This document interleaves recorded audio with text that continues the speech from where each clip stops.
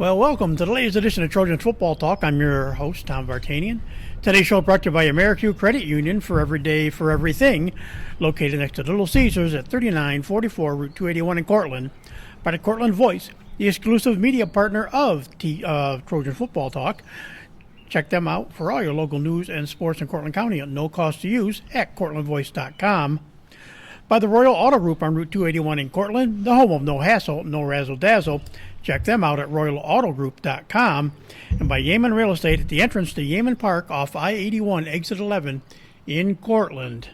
Well, we started out thinking this might be a one-round thing, but no, we kind of figured out, we got to go two shows with this. And so this is part two of traditions. And once again, here to talk about traditions of Homer football, this is Coach Gary Podsiedlik. Welcome, Gary. It's good to see you, Tom. And yeah, unfortunately, I sometimes think I have a lot to say and maybe say too much, but yeah, I'm excited. There's a lot of great stuff we didn't get to last time. And one thing we'll get to first is like I said, there's a number of scholarships and things that we hadn't talked about, and one we've talked about, a guy we've talked about a lot, and like I said, he was on the roster the years I came. It was early in my years with the newspaper, and he was always on the roster, but he really didn't get to play a lot, but Of course, that's the other thing. I'm fairly new, 4 years into covering the program or something, and I'm writing a story about, the death of a player due to a cancer. About Brian Zarnecki. Coach was, I guess, a very special athlete that, I wish I remembered a little bit about him since I was around the team then, but I just really don't remember much about Brian. Brian was one of those unique guys, much like we've got Sam Sorensen now in the program, and Brian, probably as a ninth grader in most schools our size or smaller, would have played on the varsity, but we left him on the JV. Played with his friends at first-year high school football, and it was quite evident soon that halfway through that season he just gets it. He knows how to play football, and he was a big kid for his age, and he had finally started to catch up to his body. And I still, to this day, believe he would have been. He was 6'2" and over pushing 230 or so going into sophomore year, and could run, not quite like a tailback, but could run where it was, you looked at him and didn't expect it. And he was a straight A high honor student in the top 10% of his class all his life, even till just before his death when he graduated with honors. But Brian only got a couple games in as a varsity player his sophomore year, and then he discovered a mass in his chest, and it led, unfortunately, to a discovery of cancer, and which he went into remission once for, but then a year later it came back, and just about a month after graduation he passed on. So in his memory, there was a couple things. One, he didn't want anybody, we asked him about retiring his jersey. I asked him face to face. He told me, Coach, I only have a little bit of time left on earth, and I knew what that meant specifically. And I said that some people have been asking, would you be offended if we did something special? And he goes, anything but don't retire my jersey. He goes, I haven't earned that. And he was a very humble kid. And so we've made a tradition here since the early 2000s that we now have the Brian Zarnecki Memorial Football Scholarships, where we give at least $500 a year to a player who exemplifies, it's quite a long list of, true character, fun, love, and toughness, a kid who could play the game the way it was meant to be played, but yet and not mean-spirited, even though he was tough, and a kid that modeled what student-athlete really meant, a leader as a young kid. So a group of Homer supporters that really was coincided with the start of our Homer Football Backers organization. So let's put a scholarship together. So we've made that a tradition. Some years we've given two if we've had enough money, but we always promise to try to give one $500 scholarship a year away, and that has become a tradition that kids look forward to, and they're pleasantly surprised because they don't even have to apply for it, the boys that earn it. This year we'll be sharing it with two players on our team.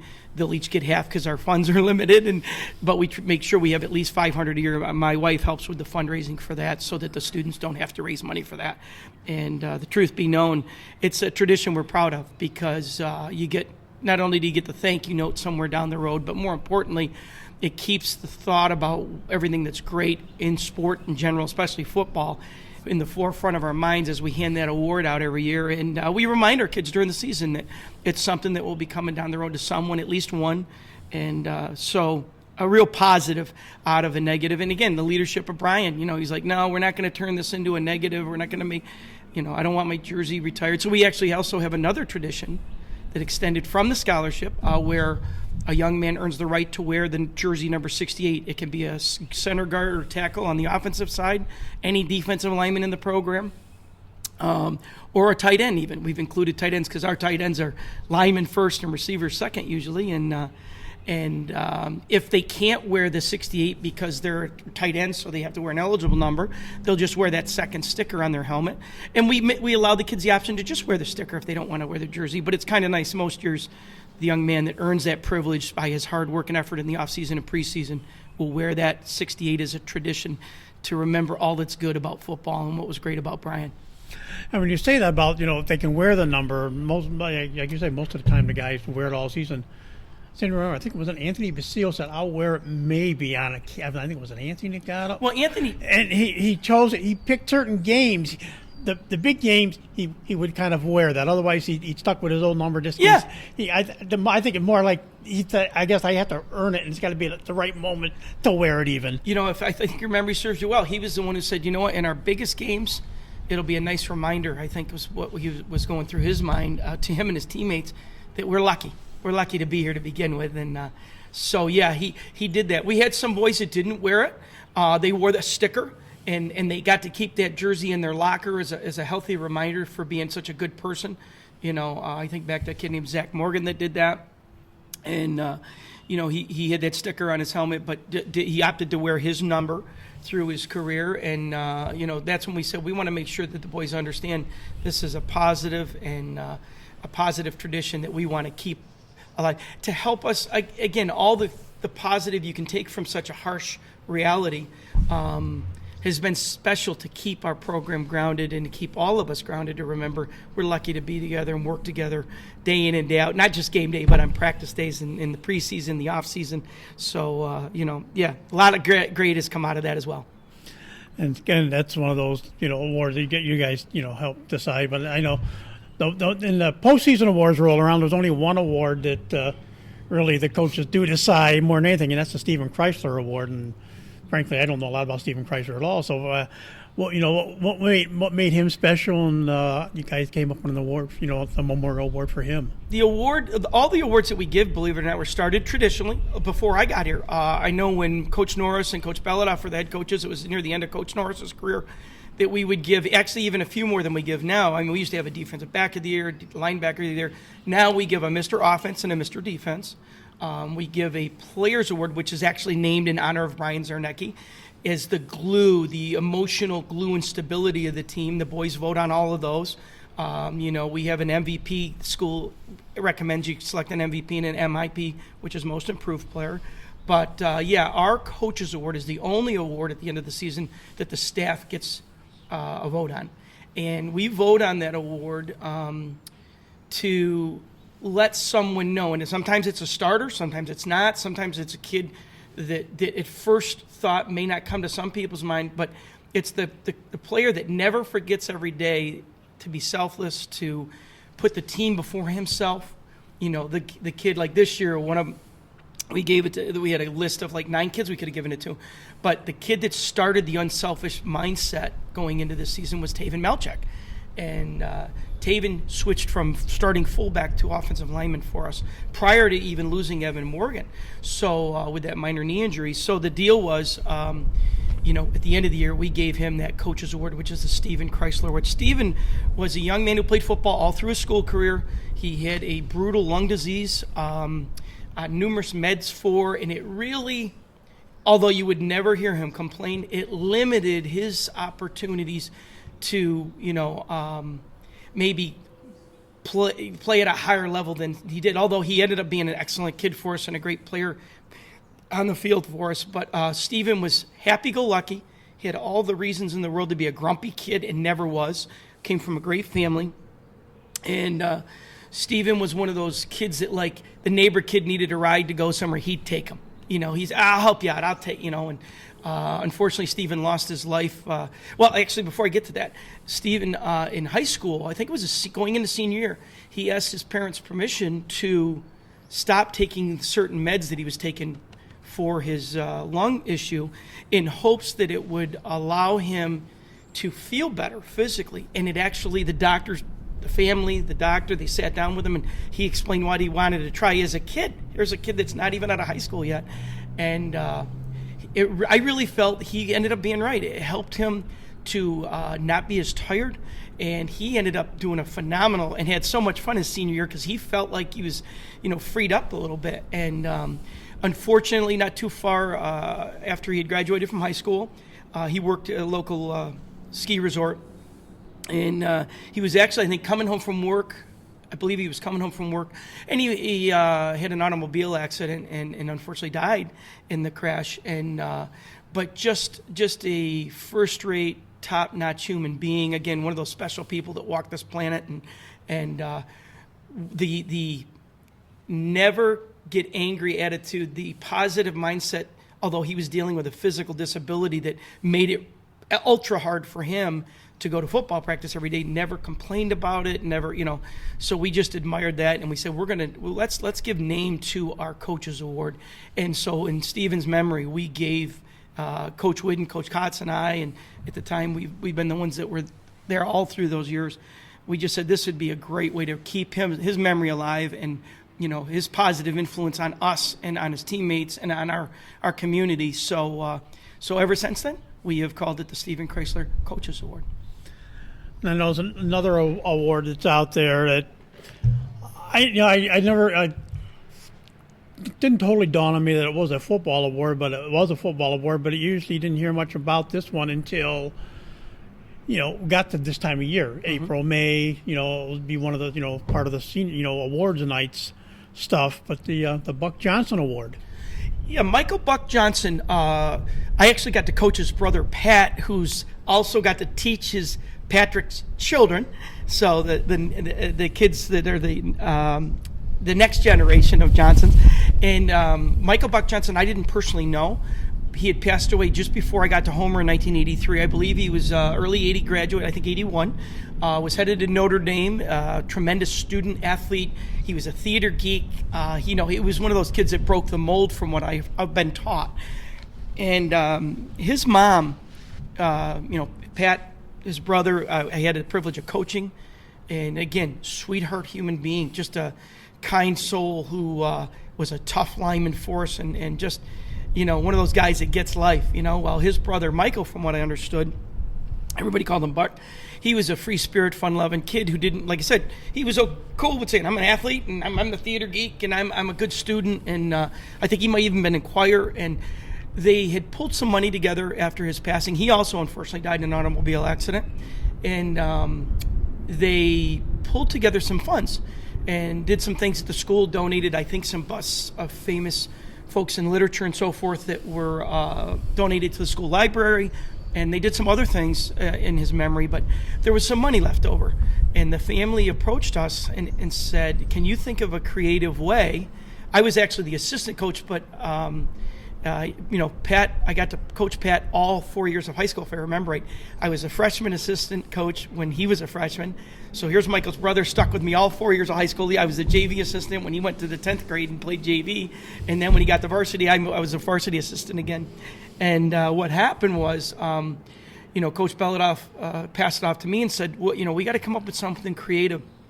So keeping his wide variety of interests and love for life in mind, we came up with a plaque, and now we're on our second, and I think each plaque holds over 100, and I think it's about 120 names that says, it's called the Michael Buck Johnson Award, and it is simply, the boys get a certificate, which I make on the computer, and they get their name on this plaque as being proud student athletes and great citizens of our school.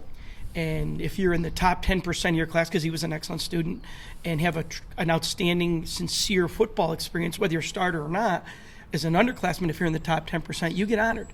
And you get your name on that plaque that's got Michael Buck Johnson's name across the top of it. And so we started that in the 80s, and the plaque has since been filled, so I purchased another one, which is about it was like $400, close to then, and it was the same thing, about $400 because you pay for the engraving up front. And so we are filling our second plaque already with that many kids, which is awesome. And even when you get to senior, let's say you weren't in the top 10% of your class as an underclassman where you could earn that right to be on that plaque. Seniors in the top half of their class. Like sometimes a kid gets a rotten start in high school, or he's a little immature, and he just grows into being a leader. I liken it to a lot of these kids in our senior class this year who really matured in a positive way through this negative thing called COVID. So if they're in the top half of their class and they've had an outstanding football experience, dedicated, committed to their teammates, they can get on that plaque. So in Michael Buck Johnson's memory, we keep his memory alive in a positive light and get the names. I'm really proud that on that plaque, and actually I might be lying to you, it may have been like 1989 or 90 when I became the head coach that we started this tradition, and they had the money left over from a fund they had collected and they were closing it out.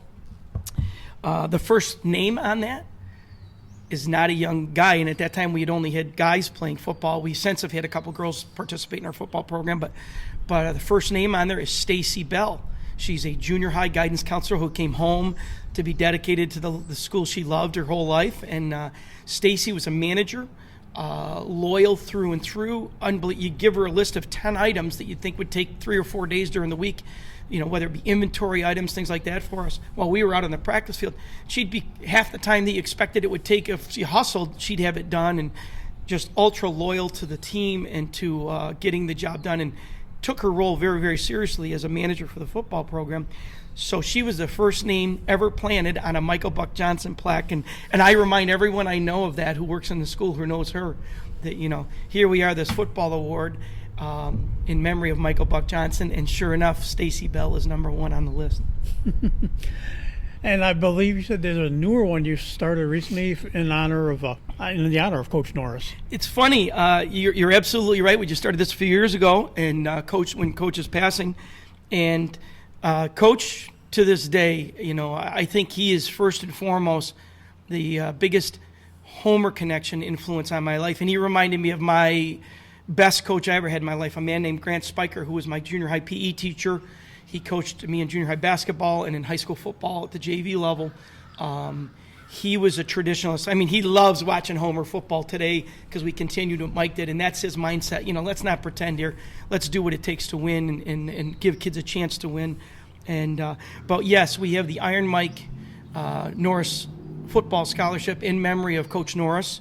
We used to joke that nobody would call him Iron Mike to his face for a while, but he knew it. He knew, and his wife knew, and his wife said he actually kind of liked it that people called him Iron Mike because he was an old school military mindset, kind of coach. It was business, but he loved the kids. He loved what we were doing, and they knew that. He knew that. I know in the early 70s they dedicated the yearbook to him as a great teacher and coach. So yes, the family came to me when Coach passed and said, we'd like to establish a scholarship in his memory. And so that got worked out. And each year so far, they've given a $500 award to a person that is just, again, dedicated to standing for what Homer football stands for. It's kind of cool that I can think to last year, for example, is a kid named Zach Apker, who was never a dominant player for us. He was our starting holder his last 2 years of high school as a PAT field goal holder. He played sporadically in spots, but again, just a kid who first to practice, first to off-season training, just said, no matter what, I'm going to make myself a better player because even if I don't earn a starting job, it elevates all the guys who are a little better than me or a little more talented than me. If I get better, they have to get better, otherwise I'm taking their job. And, that would have been something that Coach Norris, I know, would have really respected. So here's a kid who I think when people heard the announcement, they were surprised that the initial year it was Chase Kiner who earned it, who was a dominant kid, a defensive and offensive lineman for us, and a multi-sport athlete, which Coach loved the game of lacrosse, and he coached golf and track. And so, we've had some really, I think the extremes, like Chase was a never leave the field kid. Zach wasn't a starter offensively or defensively in his career, although he got some quality time. And I think Coach would be proud that early in the existence of this honor, which he's very humble, he would have let it just as soon. He had no attention put on him, but he would think it's cool that, this was a stud player, let's face it, and a kid like Chase Kiner, and then here's a kid who's not necessarily that stud athlete, but everything you'd want to coach as a coach, and the young men that'll be getting it this year, I know Coach would be extremely proud of, and I'll talk more about him on another show. Yeah, we really got to wait till the award ceremonies come out so we can release that stuff then. That's another thing. I'm fascinated. Like I said, I did get to meet Coach Norris once, and I just called him Coach Norris. It's funny. You talk to former players, nobody ever says, even that have been out of the program forever. Like Tom Cottrell's been out a lot of time. During his one podcast, he accidentally said Mike one time, and he got, I've never called him that. It's Coach Norris, and he was all upset. He didn't call him Coach Norris. He called him by his first name once. What was it about him that you just made it that you, regardless of if you're a 20-year alumni or more of the program, and even Dusty still been the one. It's always Coach or Coach. Well, Norris. you know what? Honestly, most folks who knew him well, whether it was a teacher, a phys ed teacher at the high school, or as a coach of multiple sports, when they said coach, that's who they meant. Now, we had Professor Butts, everybody called him Prof. He was Coach Butts. He was a big leader in the athletic world of the school, clear back to the era just prior to the Depression and through those years. And again, they called him the professor because he was from what I understand, farmer by trade, teacher by trade, became a leader. If I remember, he held administrative role. I mean, just lived a full life, and everybody who knew him called him the professor. And yet Coach Norris, he was coach. When you said the word coach to any staff member, they knew you meant Mr. Norris. I know, like my coach is Mr. Spiker, Mr. Desaw, who is an outstanding coach for me in baseball and basketball. And he even coached some football, just not when I was in school. And I've always, to this day, here I am, less than a year away from 60, and I still call him Mr. Desaw or Coach Desaw. And he's like, you don't have to do that. I'm Phil. And I go, no, you're not. You're going to be coach forever. Well, I think that's just understood respect. And it's not like you don't think you're worthy of being friends with them, or it's just that their leadership set a standard that good people want to follow. And I think that's where that traditions come from. And I love it. I listened to Coach Kotz's podcast with you, and it was comical. Like, the minute he said it, he wished he could have pulled the words back in, And again, I just think that's a tremendous reality when people say coach. In this community, it's Coach Norris we're talking. And it's funny because Mr. Belodoff and I have talked a little bit about this, and he says, he teases me and says, Gary, you're coach in the community. I said, no, I'm not. I'll never be coach. I said, I'm trying not to mess it up. I'm trying to do the best I can. But I said, a lot of what I do right, I learned from you, learned from Mr. Norris. And Coach, he lived in that era. You think back, we always talk about, the era of Newt Rockne and the era, the reality is Coach Norris lived in the day where it was my way or the highway. And yet, when the moment was necessary, he let the kid know that they cared. And he was a very good, he was, in my opinion, I saw him later in his career, a patient and trusting coach. I in my presentation on keeping tradition alive a few years ago, I did at a coach's clinic, I mentioned how day one, I meet Coach Norris, and I'm really nervous. Well, he says, we're going to have our first staff meeting on this day in August. I want you to come in. We just meet the 2 days briefly prior to our preseason starting to make sure we're all on the same page. I wasn't in the meeting 20 minutes, 30 minutes. We were talking about our base defense, which was a 52 cover 3 monster scheme, is what most people refer to it as. And he said, what position did you play? And I said, well, my coach made me play quarterback. I always wanted to be a running back, but my coach made me play quarterback. And I said I played essentially a strong safety because I was a little too small to play inside linebacker. So I played strong safety in a 5-2 scheme. And he goes, good, that's what we play. And he says, when you were playing, did you ever play the corners? And I said, yeah. And he goes, well, how did you align? And here I'm scared to death answering these questions. I'm like, I got to think back to high school. How did they teach us to align? I don't know if they taught us properly but he was sending a message to me. You're not coming in here and just going to hang on and learn, and then someday we'll turn. No, I want you to start thinking now. I want you to start thinking as a coach. I want you to be prepared when you go to the practice field to know why you're explaining things to kids, and how vividly that burned in my memory. And again, that was within 15 minutes of the first official staff meeting I sat with, and I said, I'll never forget that when I have new coaches on staff, to include them, to let them know that I want to hear what they've learned. Whether I agree with it philosophically or not, we can do what's best for our kids by continuing to learn. And that was a cool message from a man who'd been coaching for, almost 3 decades at that point. And Coach will be coach forever. before we move on, 'cause I want to get into why traditions are important, stuff like that. Any other traditions right off the top of your head that you think of that that we could throw under what you are doing now that. I will admit we've established some new traditions. When Coach Norris was here, we did have the watermelon bowl. That was called that. And I was like, what the heck's a watermelon bowl? It was a blue-white scrimmage is what I would have called it. But it gave it a cool name, and it reminded people, hey, we're going to hang out and eat watermelon together and just have a family feeling, Well, the tradition of a family attitude was clearly established by Coach Norris. It started back in 1954. Actually, probably started the year before when he was an assistant. And so, that is something that I've really tried to build upon. I've been teased, like, we'll do our team photos and it'll be very inclusive. And we try to get all the stat people over there. The chain guys are still hanging. Get in this picture, and because I want people to be proud that they can stand with our boys that work so hard at Homer and in the football program. And, that message, we never had a direct conversation, but I just observed that. And I said, I'm going to continue that. And little things like we'll go on a road trip and the kids are going to be starving, but we don't want them getting home at an ungodly hour because we know we're going to scout as coaches Saturday afternoon. So we're going to have to bring them in no later than 9 the next morning. And we might not be home till 11:30 midnight. So we'll call ahead and, thinking about our kids, we'll call ahead and we'll say, hey, we're gonna be going by in 45. We'll tell them a day in advance, but then we call them 45 minutes before we're gonna get there and say, can you cook up 100 cheeseburgers? So we literally pull up. A couple coaches go in and grab these big bags of cheeseburgers, give every kid 2 cheeseburgers so they can eat on the bus.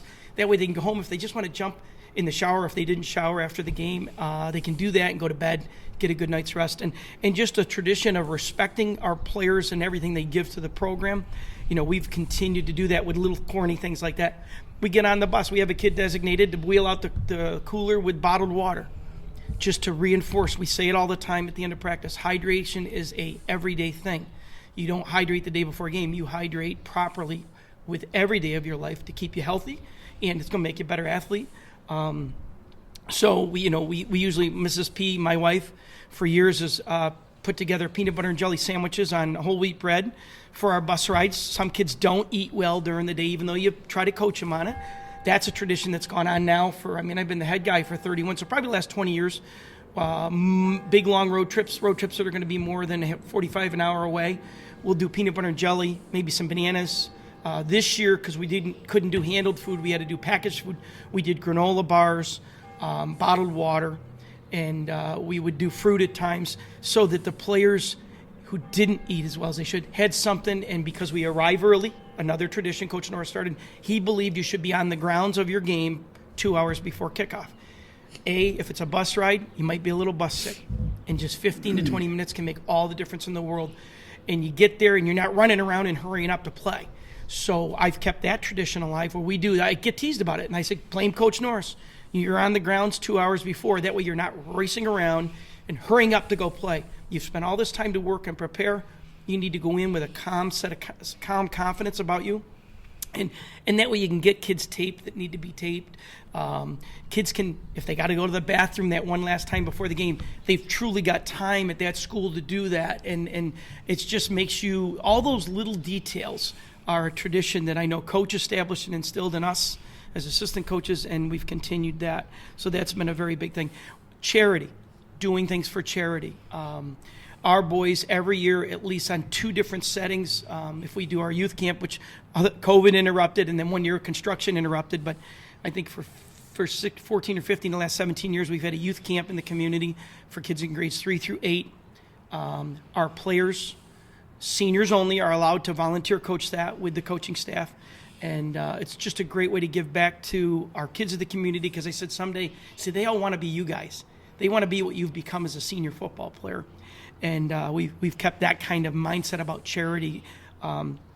We give anywhere from $200 to $1,000 a year of money that our boys have raised. They get a say in where the money goes to some charitable group. Most obvious is cancer research. I've created some enemies. I don't believe in all the pink stuff. That's something that, if you buy a $12 set of gloves and $4 goes to the charity, that means $8 goes to Adidas or Nike or whoever made that, and even if only 70% of that's profit, they're still putting money in their pocket. And I say to our boys, we don't need a pat on the back.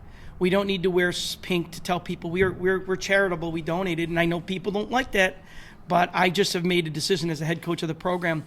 If we want to give $200 or something, we do it. So what we've done, and this has been a long-standing tradition now, more than 2 decades, we'll give $500 to the Relay for Life team because all that money goes directly to cancer research, and it's all goes to programs that are dealt with locally. So it's money that it's not going to executives and it's not going to people who are, taking care of the paperwork. And so we've done that. We've given to ALS. It was really highlighted, accentuated when Tim Green was discovered. He had it. We have given every year at least $50, but usually $100 to $200 a year. The boys will donate to the after prom party because it's a safe event after prom for kids to go to remind them you can have fun. You don't need to go out drinking. You don't need to go out and be a fool. So we've made that a part, and we just do amongst ourselves.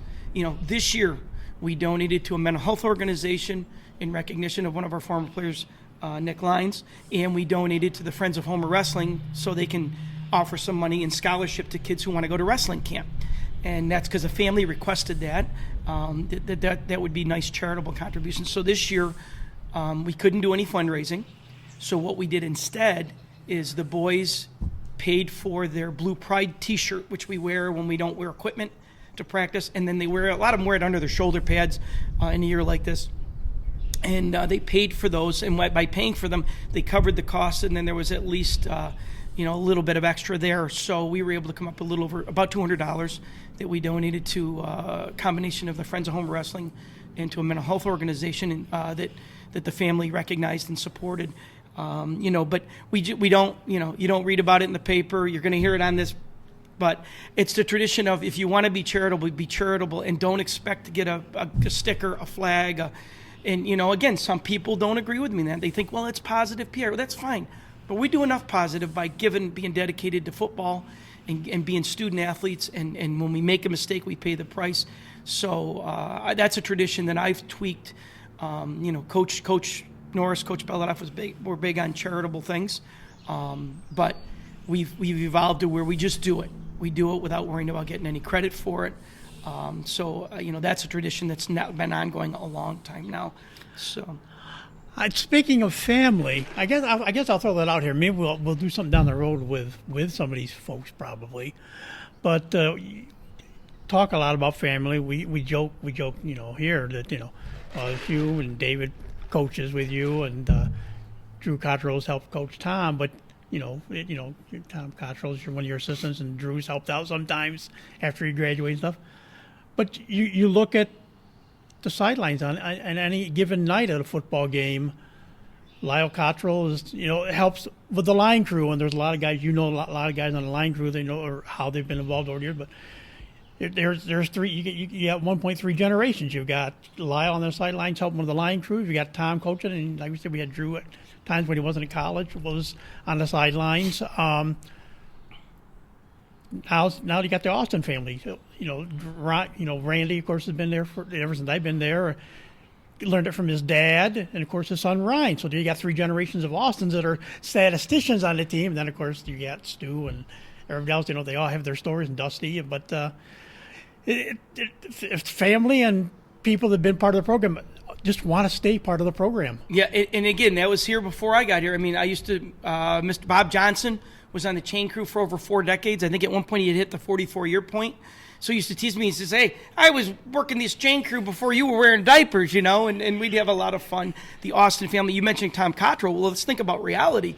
My kids were, ball kids and stuff like that, and managers when we felt they were mature enough to be safe on the sideline. If something was coming at them, they could get out of the way. So, you look at the Cottrells, Nate and Drew were on our sideline, barely in elementary school, and normally I don't like to do that. I want them to be 10, 11, 12, so they like I said, they're mature enough to know to get out of the way if something comes at them.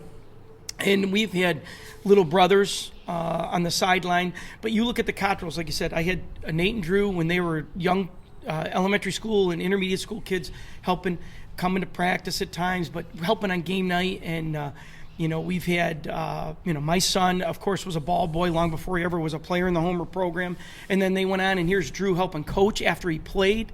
And then Tommy and Mr. Cottrell, Tom's dad, he has coordinated our chain crew. I mean, you have no idea how hard in today's world it is to get a quality chain crew. And to this day, even though it's been a struggle, not as many people want to volunteer every single week for, a 2-month window, or at least half of their weekends, for half of the games, our home games where we got to do it. Often on the road. Mr. Cottrell's there. They're short chain crew guys. Guess what? Mr. Cottrell, one of our chain crew guys, is at the game because they want to see us play, and they volunteer on the road to do it. So there's a sincere commitment to that, and because it's fun to be a part of it, to belong to it. But again, they see the passion and dedication of the coaches, Coach Norris and the assistants and everybody since. They understand if they're going to do it, they have to be passionate in a positive way and committed to it. So yeah, the Austin family, multi-generations, it was passed on, and Cottrell's, those are two that really say now, and the Podsiedliks and the wives. I mean, you talk about traditions. Mrs. P does the fundraising to make sure we have that money for the Zarnecki scholarship. She ultimately is responsible for that. She just had a soft spot in her heart for a lot of our kids, and often they're not our best players or our best behaved kids, but they'll still see after those kids and remind them, hey, you're being watched by people that care about you, so be a good young man. And so there's been a lot of family tradition all through. I will tell you this, I remember Coach Norris he'd get angry, but very rarely did I ever hear him ever slip and use a curse word, maybe never.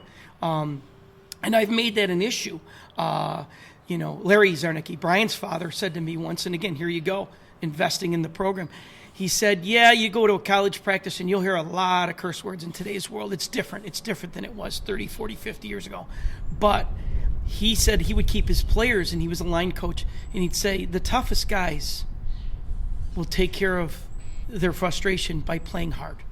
And if you truly have a toughness, you don't need to use those bad words, those curse words, to prove a point. And that's a tradition that I'm really proud of, that we are sincere about. That like my kids, I can remember one year I often helped coach the All-Star game as a head coach or assistant. Didn't matter if we weren't in the playoffs more than a round or two.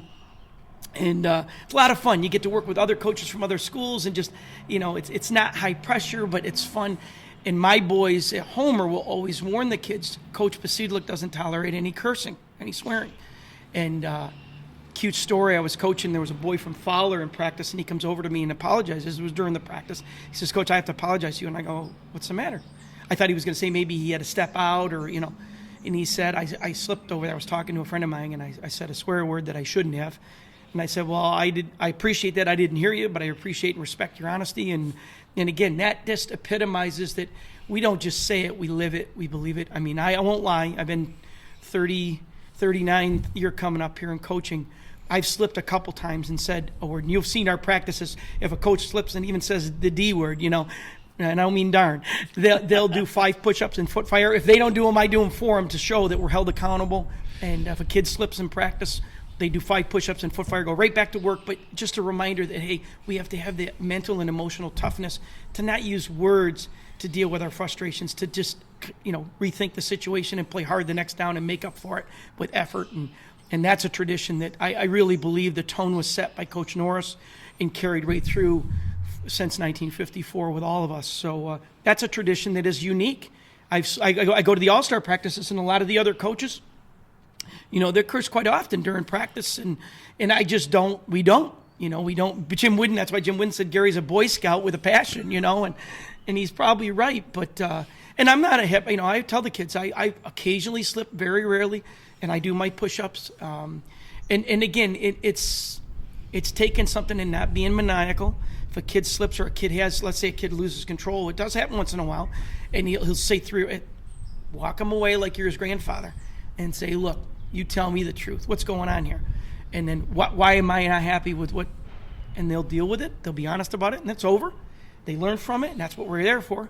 Then we move on. So that's another cool tradition that is, I think, probably pretty unique in this world, especially at the high school, college, and other levels. So, that's something that you can go back to Coach Norris.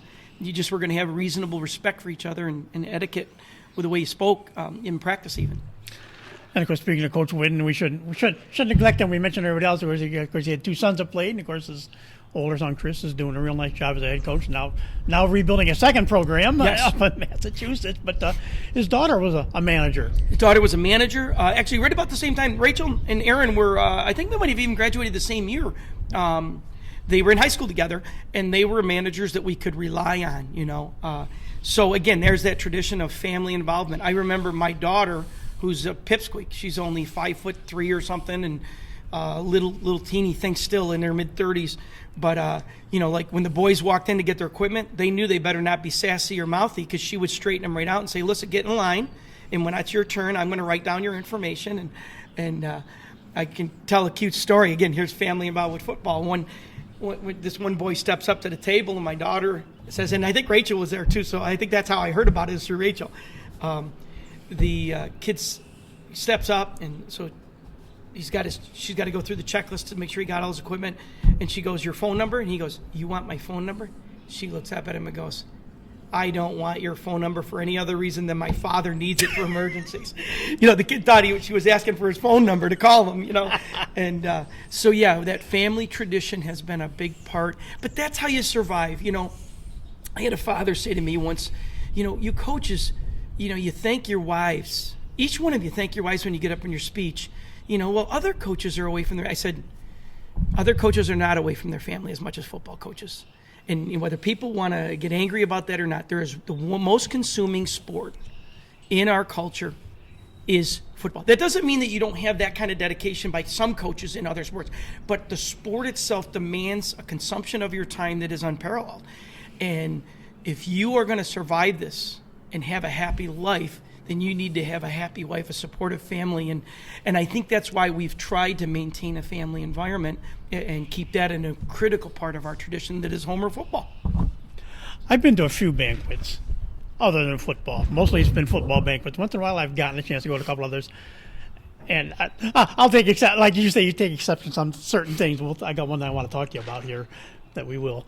But I can't think of a banquet I haven't been to where, especially like with the wrestling program with Jason before, Jeff Lewis before and stuff, they always thank their wives, because and we you talk about how long a football season is. Yes. The winter season is the worst. Well, really. winter lengthwise is insane. And wrestling coaches, insane. they're the other sport that there's a commitment. They'll be up at 5 a.m. getting the kids for workouts in the morning if they're trying to thin down a little bit. And you're right.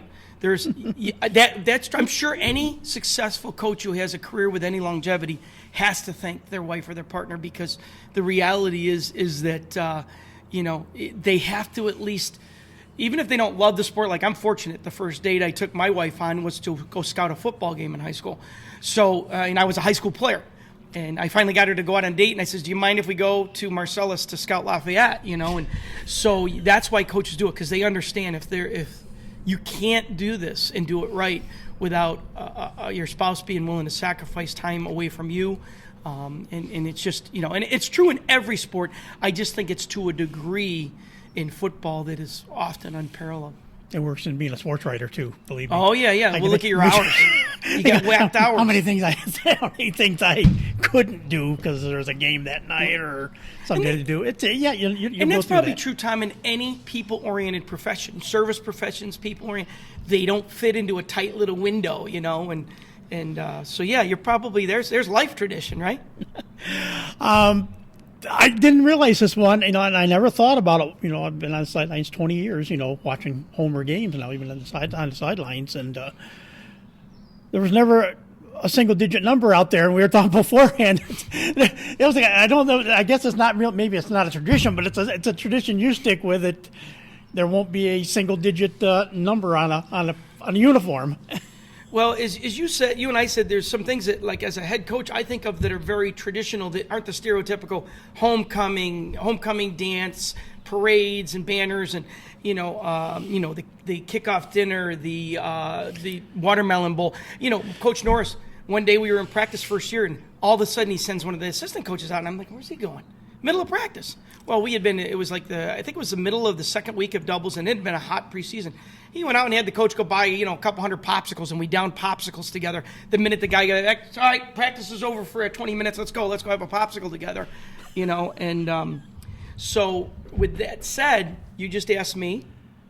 About single-digit numbers. Single-digit numbers. Up until right around the turn of the century, the boys at home or the school never bought varsity level uniform jerseys. The kids paid for them. Their parents paid for them. So they would let the kids get their names on them since the family was paying for it. And that was through that 70s and 80s era where everybody was wearing their name on their jersey, And the cool thing is something that I felt like I was one of the first to do. Once we were able to say, let's go to a school-issued varsity uniform, I said, we're not going to put names on them. We're not going to get this. When I first started coaching, they were snap-on plates, like like the onesies on little babies and stuff. And then they turned into Velcro plates. And I said, no, we're going to just have a jersey with a number, and we're going to have every day. We'll have a roster at every game. Do something that makes people recognize you in a positive way. They can look your name up on the roster. And so we did away with names on the jerseys. So that was something that happened when I became head coach. It didn't happen right away. Believe it or not, it was probably almost, I think it was 10 years before we got away from that because we were asking the kids to buy their jerseys every year so they could keep them when they graduated and that sort of thing. And plus it saved on the budget. Because back in the day, most seniors, you kept your football jersey, whether you were supposed to or be not. returned. I spent a lot. I'll get it to you someday. And that day never came. It happens a lot, and you I follow up, and I feel like a grump. But the reality is this: once we committed to school-issued varsity uniforms, I said no names, and then when I submitted the order, I did my homework and talked to multiple companies, and the AD says, you don't have any numbers 1 through 9. I said, nope. I said, I don't believe in single-digit numbers. I said, if every kid has something between 10 and 99, every kid has 2 numbers on the uniform. What's going to make you unique is your willingness to play as a teammate and give your best effort. Make people notice you by the way you play, with the effort you give, with the positiveness you send. And I said, if you watch any football, especially any game, and there's a half dozen foolish things that go on, tantrums, negative attitude, thrown football, almost, I used to say 80% of the time. I think it's almost 100% of the time. It's certainly 80 to 90% minimum. The idiot behavior is by someone wearing a single digit. And you know why they wear a single digit, in my opinion? Because they think they're better than the others. They think they're special in the non-productive ways. So I just made it easy. The kids will say, hey, coach, do we have number 7? I said, nope. Oh, but my favorite player. I said, we don't have any single digits. It starts with number 10. And so that is something I've had parents confront me on it. I had a father say, I disagree with your philosophy in the parking lot when I was filling my gas tank up over at the Speedway here. It wasn't Speedway then, and I just said, someday there'll be another head coach here, and if they want to go back to single digits, they can. I just think when people ask me, I make it a short story. I say, I just see so much bad behavior in football on the game field by guys that wear single digits because I think they have that attitude. I'm a little better. I'm a little special. And you can be special, but you can still be humble and respectful. And so I just never ordered them. Which I just throw. And that's here been now. over 20 years, so it's a tradition now. The one thing I've noticed, I never really noticed much watching football, and it's really just college more. It's not the pros, obviously, because the pros have their rules. I noticed a lot more in college. You'll see guys the same number on both sides of the ball. Yes. And they're not two-way players. They're 2 different players. Well, and that's because they're fortunate enough to be able to carry, 100 players. They can't do that many scholarships, but they can carry. Some leagues allow them to go over 100 players so they can have JV games and things like that at the college level. Even Cortland, for years, I know, carried only 100 when they were a member of the NJAC, but now that they're not, they can carry more than 100. And a lot of the schools at Division IIIs, they'll carry 140, or they'll start with 150. It'll pare down to maybe 110 after a few weeks of practice. But that way they'll have a JV schedule where they'll play 3-4 JV games during a year for the guys that just aren't talented enough or ready yet to be on the game field for their varsity programs. So you will have a need. Sometimes you got to have enough numbers for skilled kids or linemen. I mean, there's only 30 numbers that linemen can wear, so 50 to 59, 60 to 69, and 70 to 79. So that's 30. Well, you got more than 30 linemen in your program, to play the offensive line, then you got to have some duplicates. But you see it in skills a lot. Like the starting linebacker on their defense might be a 5 because that was his number he always wanted to wear, and yet their tailback wears 5, and so they've allowed that. Now, you can't be on the field at the same time. Right. When you do that, where, that's a progression that goes through with age. And modified, the kid can wear any number anywhere. You just got to, if you line up as a tight end, you're a tight end. In high school, you can't go out for a pass unless you're wearing an eligible number and that sort of thing. But yeah, the duplication is kind of cute. As we wind up everything here today, we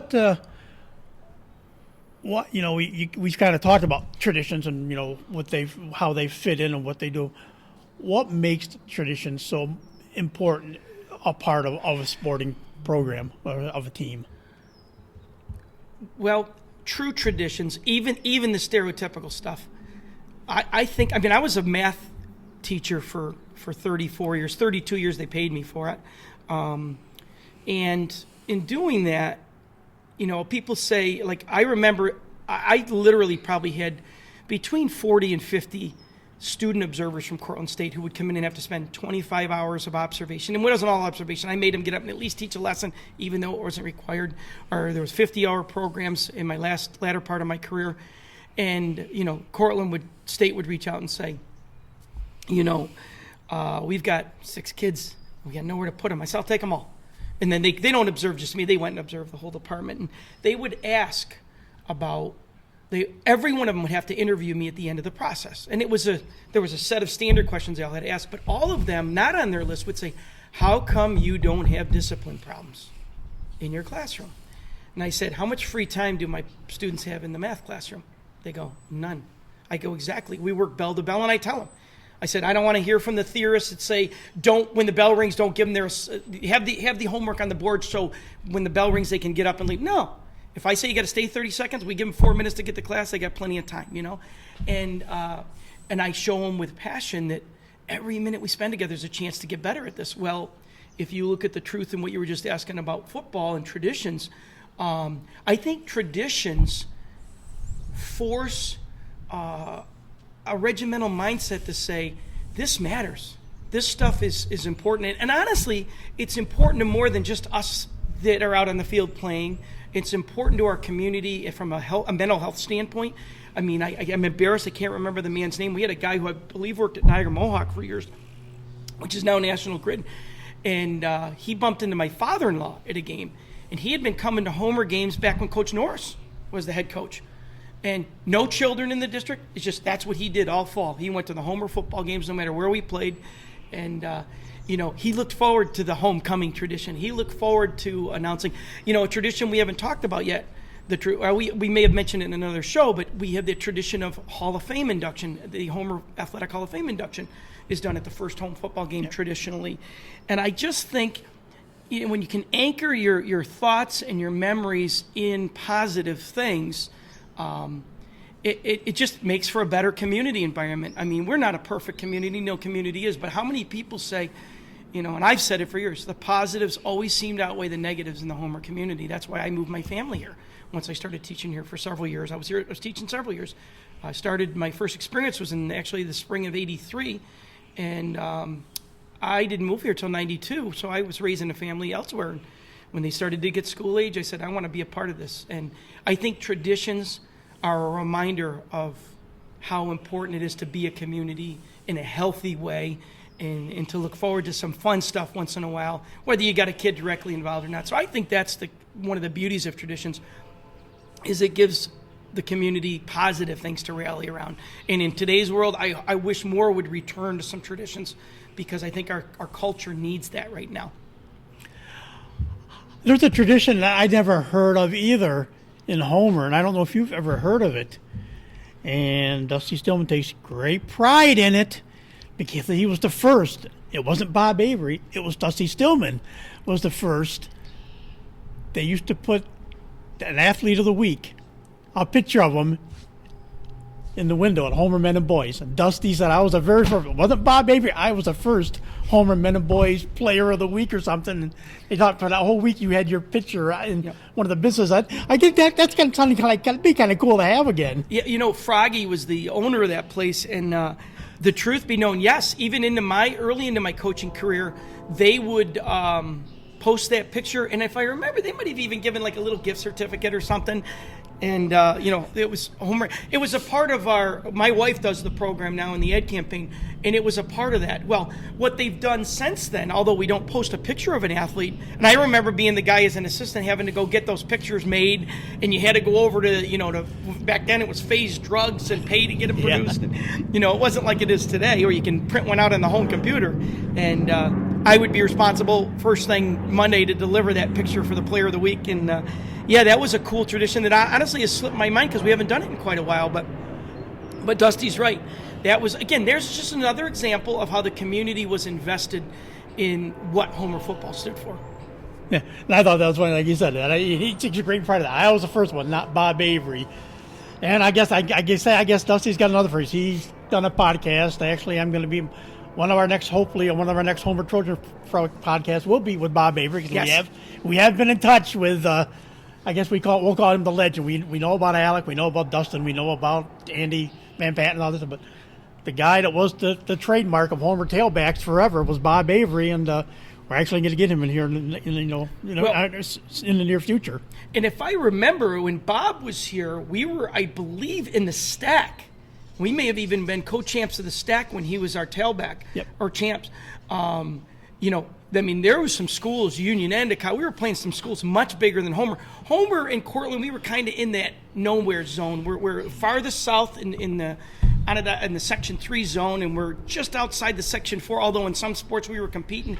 And so as a result, they had to find a place to play at times. And, they were playing big boy football when they were in the Stack. I liken it to when we were, and that's what made it so special with Bob's success, playing those bigger schools and yet having the kind of rushing career he had was so impressive. Obviously, they had some good teammates to help out as well. You look at us from 87 to 93, the only public school in New York State that had to play. We played an A football schedule and a double A non-conference schedule, which are the biggest schools in the state.